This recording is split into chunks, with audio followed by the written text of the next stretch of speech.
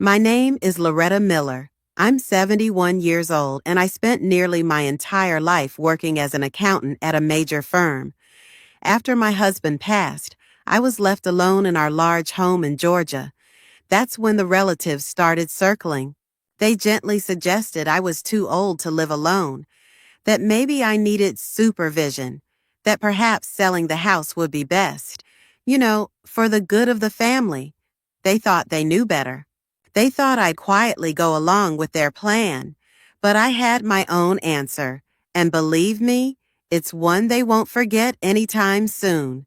If this story resonated with your soul, click subscribe and let me know in the comments which city or country you're listening from.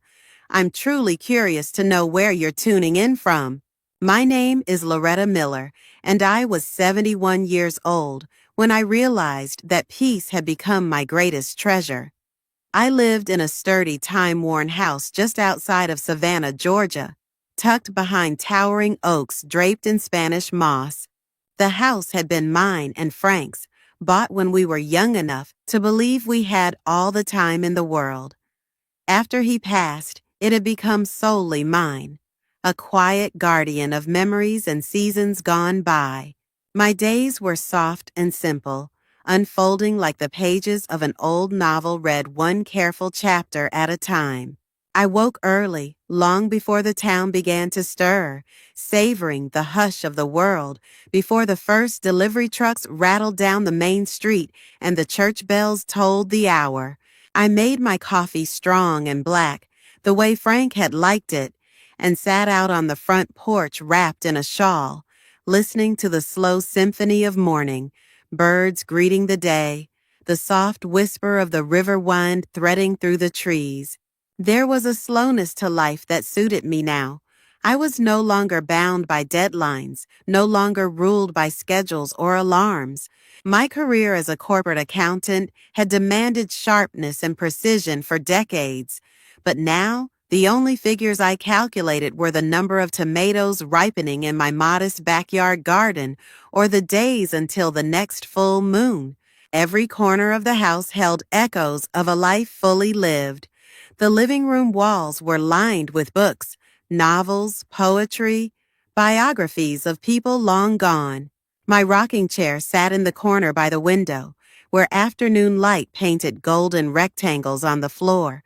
The kitchen smelled perpetually of cinnamon and coffee, the old stove humming gently when I cooked my modest meals. The floors creaked underfoot in familiar ways, and even the drafty windows offered a kind of comfort, singing their quiet songs when the coastal wind picked up. Neighbors passed by occasionally on their morning walks, waving and calling out greetings. They knew me well enough to smile, but not well enough to pry. I liked it that way. My solitude wasn't loneliness. It was a soft, deliberate choice.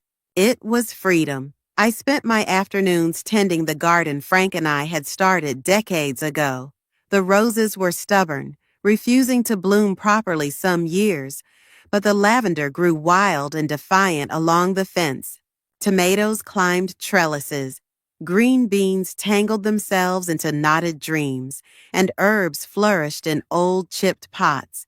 I found a deep, satisfying peace in digging my hands into the earth, coaxing life from the soil, harvesting small rewards that tasted sweeter for the labor they required. Evenings were for reading or knitting, for simple dinners eaten by the window where I could watch the sunset ignite the sky in fiery oranges and pinks. Sometimes I would take long walks through the neighborhood just as the street lights flickered on, the air thick with the scent of jasmine and damp earth. I loved the way the world looked in those moments, half-shadowed, full of mystery and memory. There was a rhythm to my life, an ease I had earned with years of hard work, heartbreak, resilience, and quiet perseverance. I wasn't rich, but I had enough. Enough to fix a leaky roof when needed, enough to fill the pantry and keep the lights on, enough to donate to the library fund each Christmas. Most importantly, I had enough space around me to breathe, to think, to remember who I was outside of the roles I had played for others. I knew, of course, that my life seemed strange to some people, that there were those who saw an older woman living alone and thought of sadness, of abandonment, of something broken. But they didn't understand. They didn't know that in every moment of solitude, I found strength, that in every quiet evening, I rediscovered parts of myself long buried beneath the noise and demands of life. I had no desire to fill my days with busyness for the sake of appearances. I had no need to be surrounded by people who only half listened, half cared. I had learned to savor my own company, to find joy in the smallest details. A well-tended plant, the slow drift of clouds across a blue sky, the way my cat, Oliver, curled into the crook of my arm each night without fail. It wasn't a perfect life. There were days when the loneliness crept in like a cold draft under the door, whispering doubts into the corners of my mind. There were nights when the ache of missing Frank was sharper than others, when memories flickered too vividly to ignore. But even then, even in those raw moments, I chose to see the beauty in what remained. I was alive. I was independent. I was whole, even in my solitude. And for me, that was enough. In the world outside my little bubble, life moved faster and louder. Friends I had known for years talked about retirement communities, about downsizing, about how difficult it was to manage a house alone. Some urged me to consider moving closer to family, to surrender the burden of independence for the comfort of care. I smiled politely, nodded at their well-meaning suggestions, but inside I felt a steady, unshakable certainty. This life, this simple, honest, quiet life, was not something I endured. It was something I had chosen, and I intended to keep choosing it for as long as I could draw breath. It started with the calls, innocent enough at first. A niece I had not heard from in months suddenly ringing me on a Tuesday morning, her voice sweet and overly bright, asking how I was managing on my own. Then a second cousin dropping by unannounced with a pie I knew she had bought at the grocery store, offering a brittle smile as she glanced around my living room as if assessing its value. These small interruptions, at first spaced weeks apart, began to cluster, creeping into my peaceful life like ivy growing through cracks in the foundation. The questions always came wrapped in concern, soft and syrupy, but their edges were sharp if you listened closely. Wasn't it lonely, living all by myself in such a big house? Hadn't I thought about moving into a community where people could keep an eye on me? Did I feel safe here, so far from town, so far from immediate help if something, God forbid, should happen? I would smile, offering polite reassurances, steering the conversations back to safer, shallower waters. I would comment on the weather, on the garden, on the upcoming town festival. I refused to acknowledge the true nature of their visits, but inside, a slow simmering unease began to grow. It wasn't just concern, it was calculation. I saw it in the way their eyes flickered across the old grandfather clock Frank had restored by hand, the way they lingered a moment too long on the antique sideboard in the dining room, the way they asked, so casually, if I had ever thought about what I might do with all this space if living here became too much. They were staking claims without even waiting for the ground to be cleared. The worst part was how expertly they disguised it, how they wrapped their greed in layers of faux affection. They brought small gifts, store-bought cookies, cheap potted plants, holiday cards signed with love but no real warmth. They asked about my health, feigning shock at my continued vigor, as if they had already rehearsed my frailty in their minds. I began to dread the ring of the doorbell, the beep of a new voicemail. I found myself hesitating before answering, peering through the window to see who was calling. weighing whether the emotional toll of another conversation was worth the effort of getting up from my chair. I wasn't naive. I knew that aging in America was often seen less as a stage of life and more as a burden to be managed, an inconvenience to be tucked away neatly. But I had not expected the people who once bounced on my knee and begged for extra cookies to turn so easily into vultures circling a future they thought they could claim. The final straw came one Sunday afternoon when my nephew Kevin arrived with a woman I had never met. His wife's friend, he said, a senior living consultant. She carried brochures and glossy pamphlets printed with smiling faces and manicured lawns, offering promises of care, companionship, peace of mind. Kevin smiled too much as he handed me one of the pamphlets, speaking in the slow, careful tone usually reserved for confused patients and stubborn children. He mentioned, almost as an afterthought, how the value of the property had skyrocketed recently, how I could do so much with the money from selling the house, how it would set me up comfortably for years to come. I stood there, pamphlet limp in, my hand feeling the blood hum in my ears. It wasn't about me. It had never been about me. It was about the house, about the money, about easing their own discomfort at the idea of an old woman living independently, outside of their control, beyond their reach. I thanked them for their visit, my voice calm and even, and ushered them politely out the door. I smiled as Kevin pressed a business card into my palm, smiled as the consultant chirped about available openings, smiled as the car pulled out of the driveway and disappeared down the street. And then I locked the door behind them, leaned against it, and let the smile slide from my face like a mask finally too heavy to wear. They had made their position clear, and now, so would I. I spent that evening sitting on the porch, a blanket draped over my knees, watching the sun dip low behind the trees. The air smelled of rain and wet earth, and somewhere a night bird called out, lonely and defiant.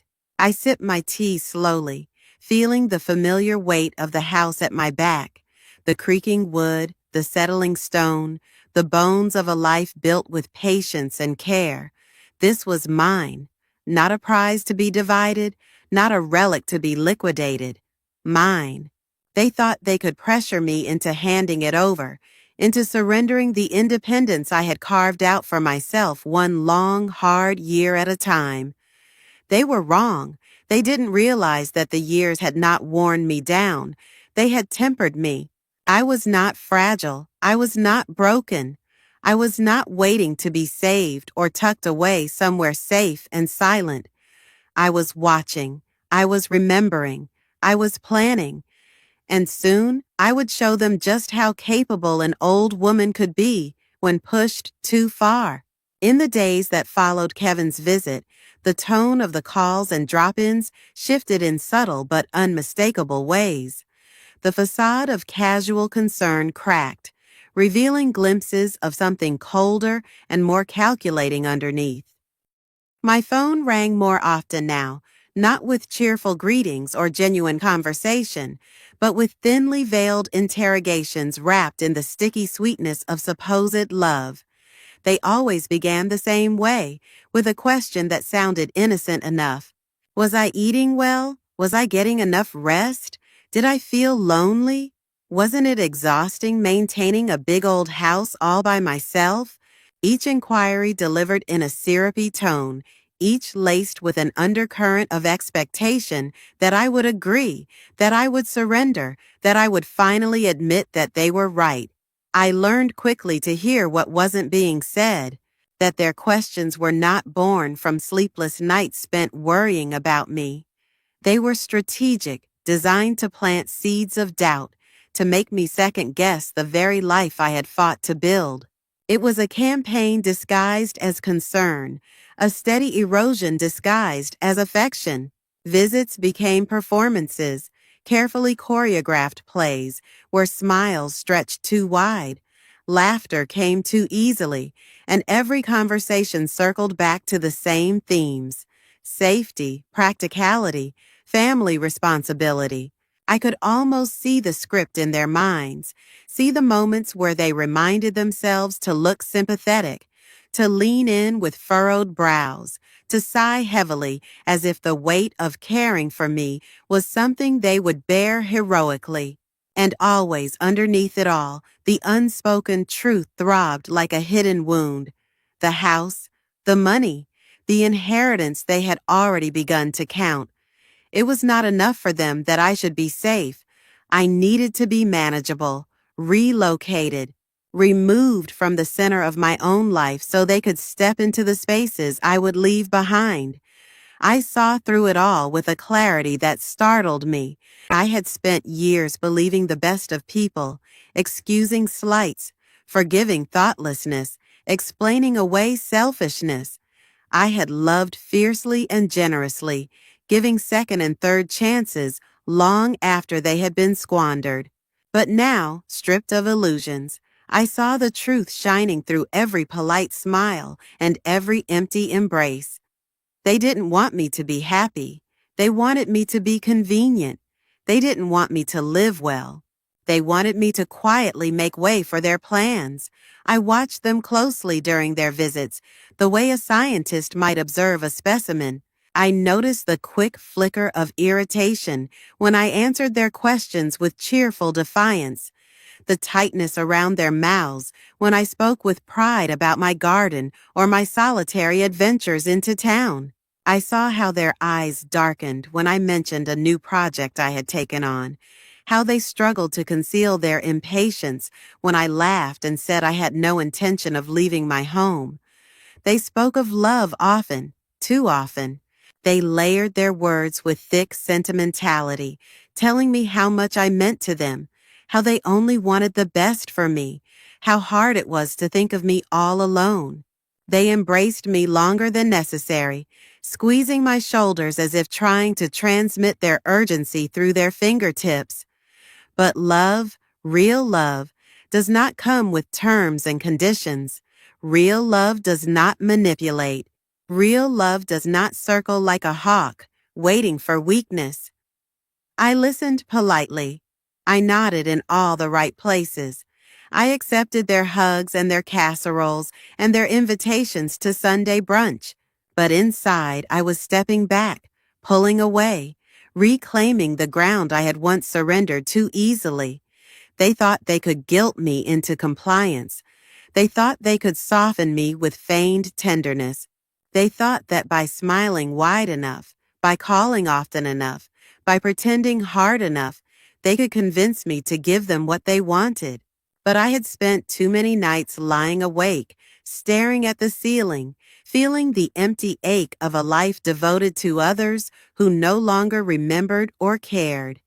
I had spent too many years measuring my worth by how much of myself I could give away.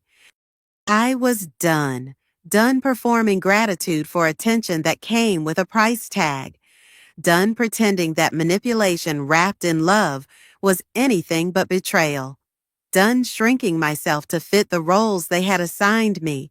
I would not confront them. That would only give them a chance to spin new narratives, to cast me as ungrateful, confused, or, worst of all, senile. They were ready for that. I could see it in the way they exchanged glances behind my back, the way they spoke in low, pitying tones when they thought I wasn't listening. No, I would not fight their script. I would simply write my own. One evening, after they had all gone home, leaving behind half-eaten pies and polite promises to check in soon, I stood in the living room, feeling the house breathe around me, strong and silent and enduring. I placed my hands flat against the walls, feeling their steadiness pulse back at me. This was my home, my life, my choice, and they would not take it from me with smiles and whispered lies. Not now, not ever. It did not happen in a rush of anger or in the middle of a heated argument. My decision was born the way most real changes are born, slowly in silence, taking root deep inside my chest until one day I simply knew. It settled into me like the sunrise, sure and steady and unstoppable. I realized, sitting alone on my front porch one humid afternoon, that no grand confrontation would change the way they saw me. They had already decided I was too old to make good decisions, too fragile to defend what was mine, too vulnerable to resist their subtle encroachments. They had built their narrative, and they needed me to fit into it so they could feel justified in their plans. Nothing I said would unmake the picture they had already painted in their minds. So I decided I would not argue. I would act. It began with small steps, invisible to anyone not paying close attention. I pulled out the thick, worn ledger where I kept the details of the house. Mortgage paid off years ago, taxes up to date, insurance in place. I reviewed every document carefully, as I had done for years during tax season, my old accountant habits snapping into place with comforting precision. I contacted my lawyer, Mr. Finch, a man I had trusted for decades, and asked for a meeting. We sat in his modest office, papers stacked neatly around us, the soft ticking of a wall clock the only sound as I explained my intentions. He listened without interruption, nodding occasionally, his pen moving swiftly across his notepad. He did not question my choice. He knew me better than that. I told him I wanted to sell the house, not because I was scared, not because I was desperate, because it was mine to sell, because I refused to let it be pried from my hands when I was no longer here to defend it. We discussed options, protections, ways to ensure that the money, my money, would remain safely and solely in my control. I did not want to leave behind a battleground for people who had mistaken proximity for entitlement. I wanted freedom. I wanted peace. And I wanted the satisfaction of knowing that when the time came, they would find nothing left to scramble over, nothing left to take. After the meeting, I drove home with the windows rolled down, letting the heavy summer air whip through the car. I felt lighter than I had in months. Not giddy, not triumphant, just clean, as if I had finally scrubbed away a lingering film of anxiety that had clouded every thought. Back at home, I began the practical work. I made lists of what I would keep and what I would sell. I contacted a realtor, a sharp, efficient woman named Angela, who respected my privacy and my insistence on discretion. She handled everything with the professionalism I demanded, listing the house quietly, showing it only to serious buyers, weaving the story of a beloved home ready for its next chapter. I packed in the evenings when the house grew quiet and the shadows stretched long across the floors. Each item I wrapped in newspaper and tucked into boxes was a silent declaration of autonomy. I chose what to take and what to leave, what to carry into my new life, and what to leave behind like a shed skin. I did not tell anyone. There were no hints dropped over Sunday dinners, no casual remarks during phone calls. I lived my days exactly as I had before, tending my garden, visiting the market, waving to neighbors on my morning walks. I kept the mask of normalcy firmly in place, the same way they had worn theirs. They would not see it coming. That thought didn't bring me malice or satisfaction. It brought me relief, because the decision was not about them. It was about reclaiming the agency they had tried to chip away from me with their faux concerned smiles and whispered manipulations. It was about stepping out of the story they had written for me and writing my own. The house sold quickly, as I had known it would. The buyers were a young couple, full of plans and dreams, their faces glowing with the kind of hope only the very young can wear so openly. I liked them immediately. They saw the house for what it was, a home, not a prize. I accepted their offer without hesitation.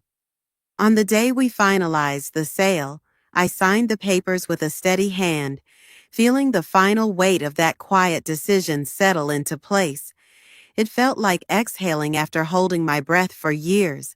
I arranged for the moving truck.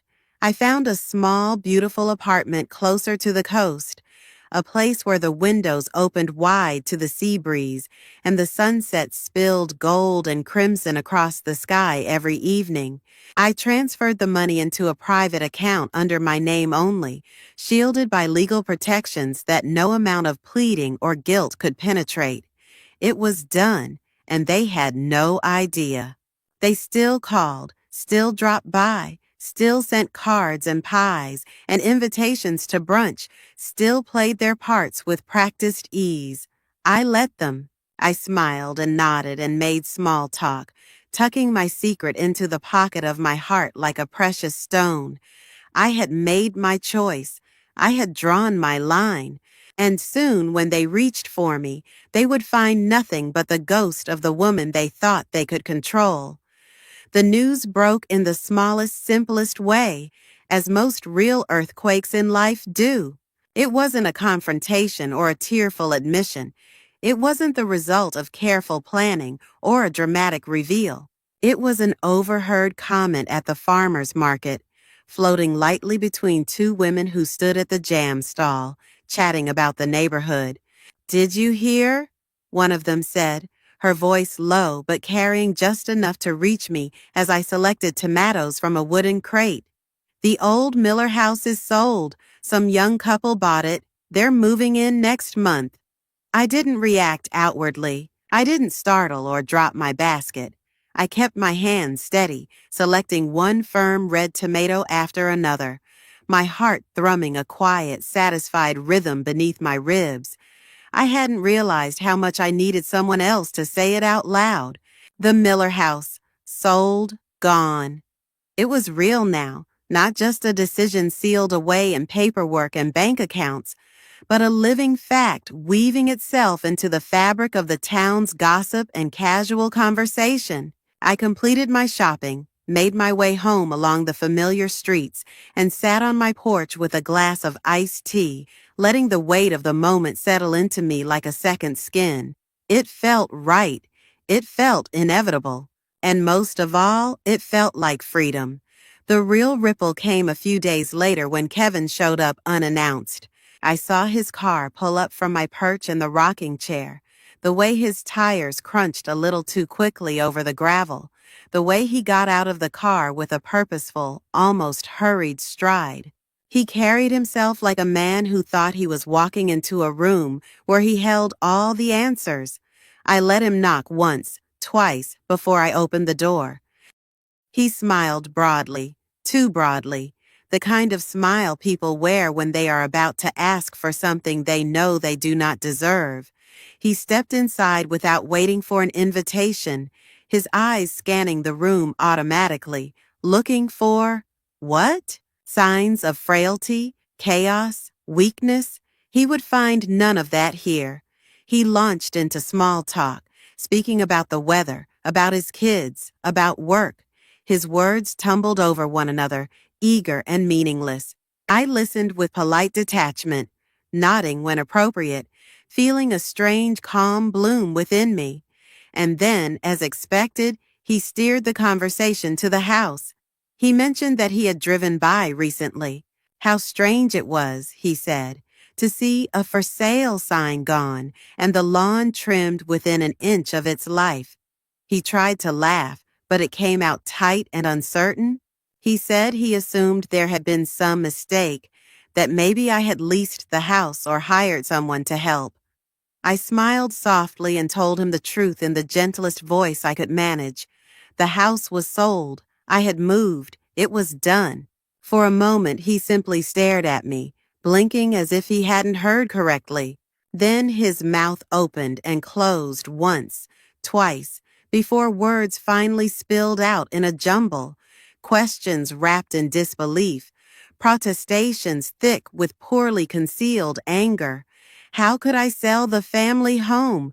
Why hadn't I consulted anyone? Didn't I realize what a mistake I had made?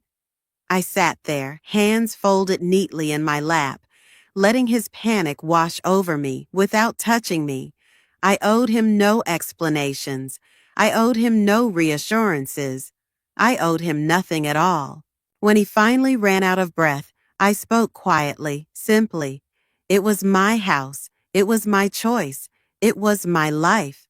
I watched the realization settle over him like a heavy fog, dimming the gleam of ambition in his eyes.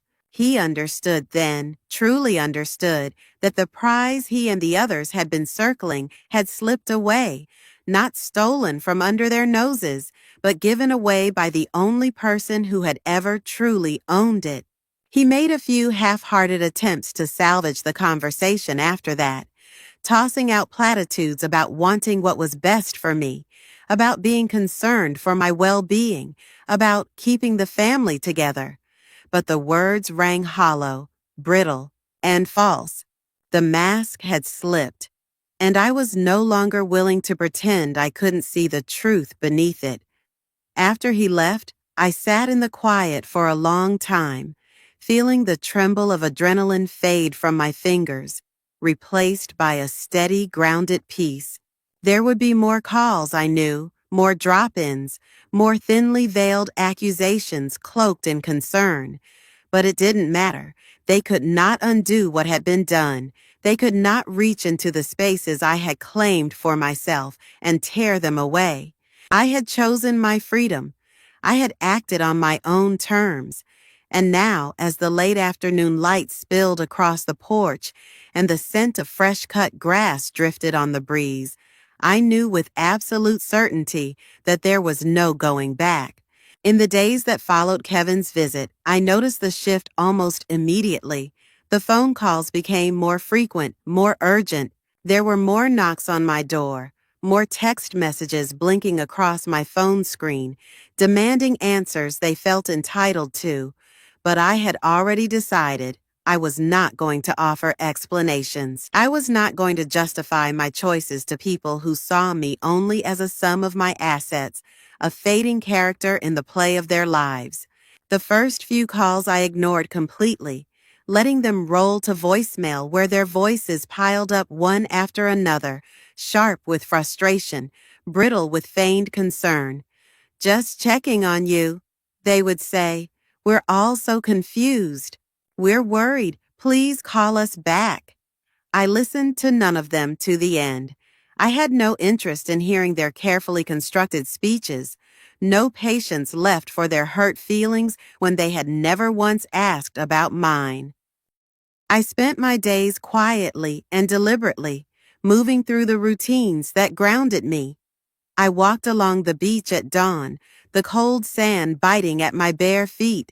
I sipped coffee at the small cafe near the harbor, flipping through old novels I had meant to read for years.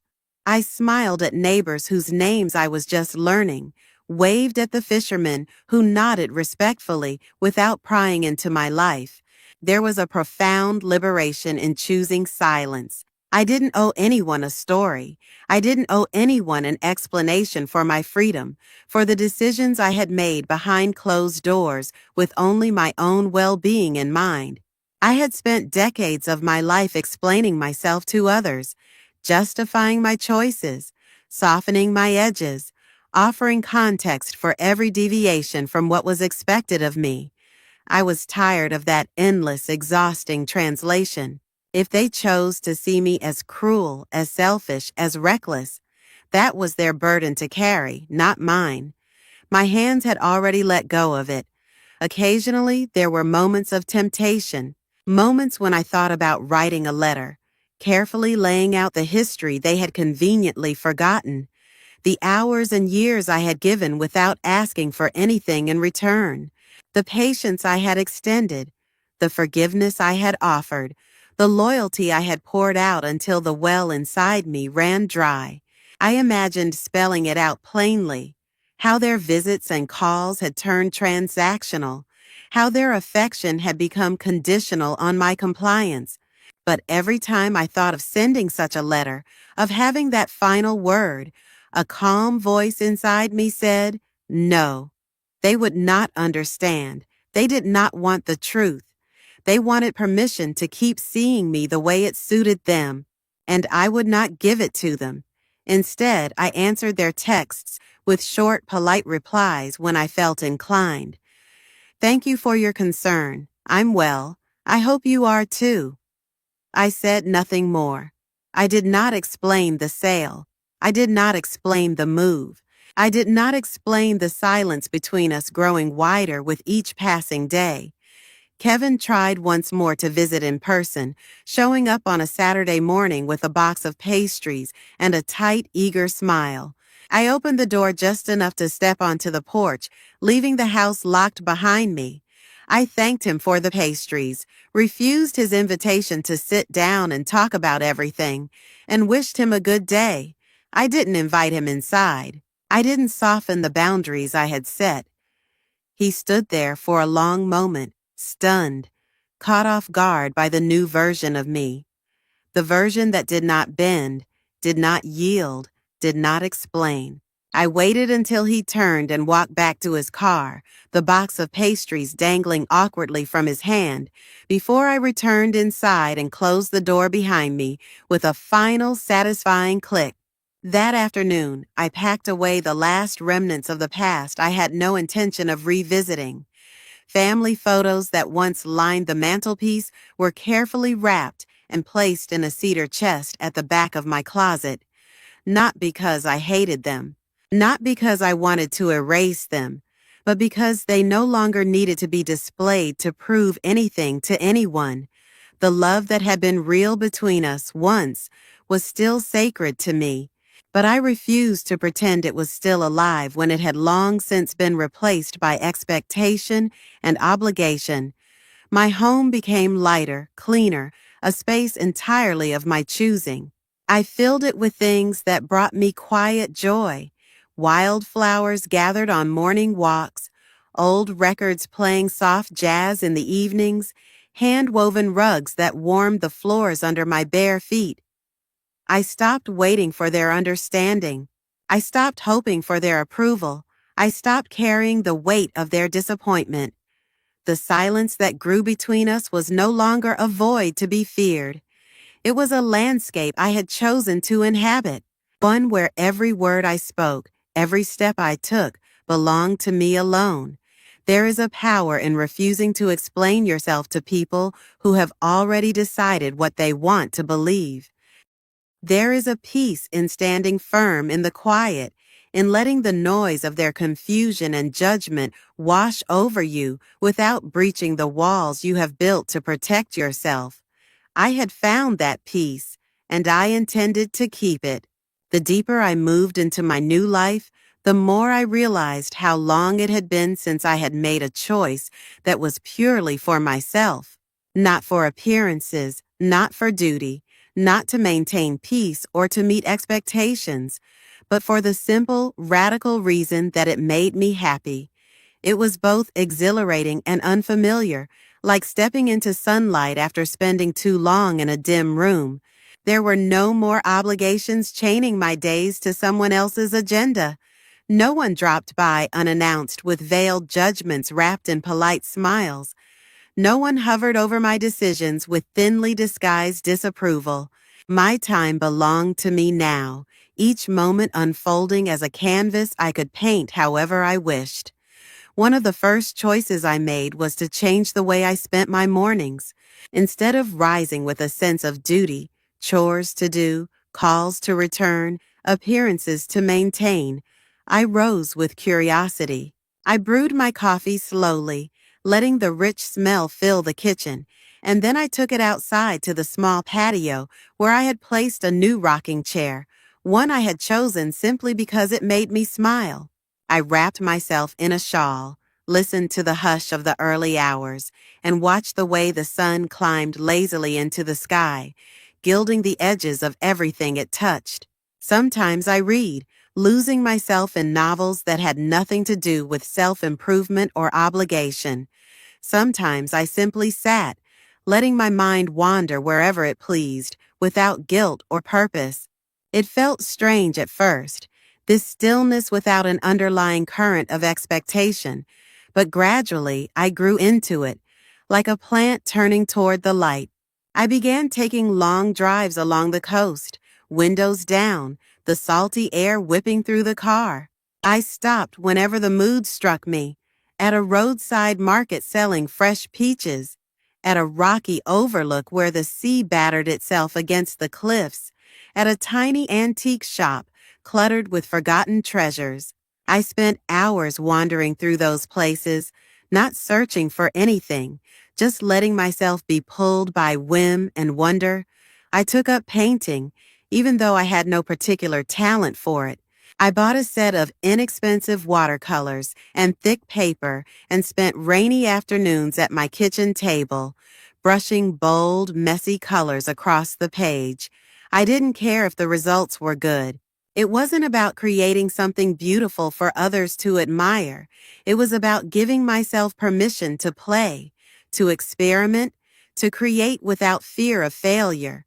I signed up for a poetry reading at the local library, even though the idea of standing in front of strangers made my hands tremble.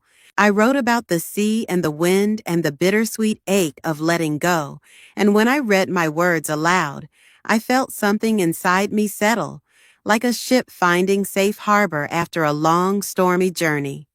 I chose friendships carefully now. I let go of the notion that I had to maintain every relationship simply because of history or obligation. I surrounded myself with people who saw me as I was now, not as I had been, not as they wanted me to be. We shared meals and laughter, long conversations and comfortable silences. There was no keeping score, no hidden transactions masked as affection. Just the quiet, steady warmth of being known and accepted. I made a garden in the small backyard behind my new home, planting herbs and wildflowers and sturdy vegetables. I tended it with bare hands and bare feet, feeling the dirt cool and crumbling between my fingers. It grew wild and tangled, defying neat rows and tidy borders, and I loved it all the more for its stubbornness. It mirrored the life I was building, a little unruly, entirely mine. The calls and texts from my old life slowed over time, tapering off like a storm running out of rain. At first, I wondered if I should feel grief, if the silence left behind should weigh heavy on my heart. But instead, it felt like the opening of a window long painted shut, the rush of fresh air into lungs starved for breath. I did not miss the half-hearted conversations, the obligations disguised as affection. I missed only what had never truly been there. In choosing myself, I was not rejecting love. I was rejecting the idea that love had to be earned by sacrificing my peace.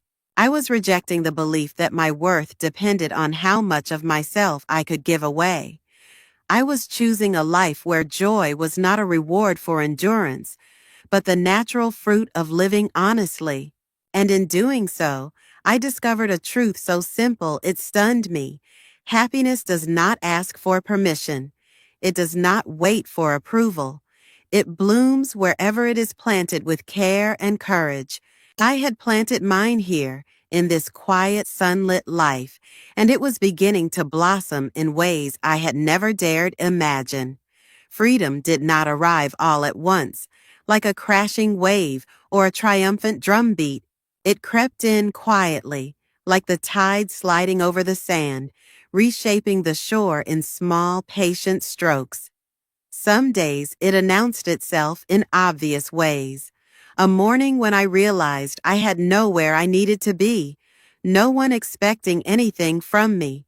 Other days it whispered in the background, woven into the easy rhythm of a life finally lived on my own terms. I woke when my body told me to, not to the shrill summons of an alarm clock or the unspoken demands of others. I cooked when I was hungry, sometimes elaborate meals, sometimes simple sandwiches eaten barefoot on the porch.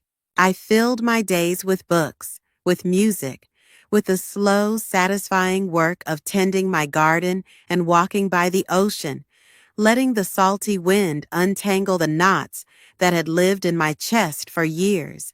Freedom meant I no longer second-guessed my choices. I bought a wide-brimmed hat I didn't need because it made me feel like a character from one of the novels I loved. I took long drives without a destination, letting the road decide where I ended up. I sat alone in cafes, savoring the hush of my own company without feeling the old pang of needing to be somewhere else, doing something more productive. Freedom meant understanding that I didn't owe explanations for my happiness or my solitude. When acquaintances asked why I had sold the house, why I had moved, why I seemed so different now, I simply smiled and said it was time for a change. I did not tell them about the silent calculations behind their supposed concerns, the plans drawn up in the corners of my life without my consent. I did not explain how long it had taken me to recognize the difference between love and control. Some truths belonged only to me.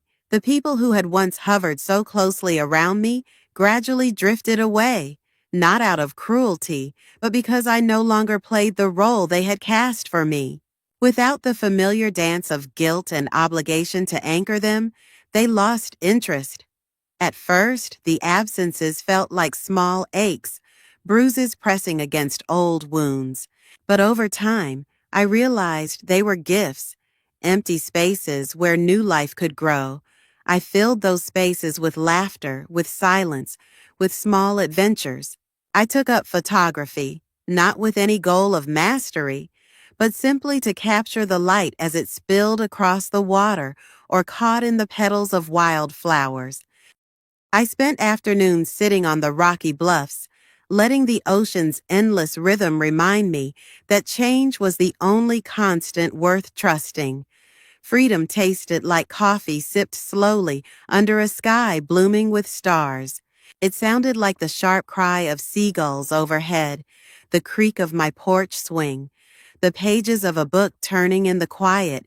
It looked like my bare feet pressed into warm sand, like the wild sprawl of my garden reaching for the sun without permission. It felt like breathing, deeply and fully, without fear that someone might call me selfish for choosing to be whole. Sometimes I thought about the life I had left behind, not with bitterness, but with a kind of detached tenderness. It was a life built on duty, on love that asked too much and gave too little in return. I honored it for what it had taught me, even as I closed the door firmly behind me. I no longer needed to belong to a version of myself that others found comfortable. I belonged to the woman I had become, strong, gentle, fiercely tender with the parts of herself that had been neglected for too long. I carved out new rituals that honored the person I was now.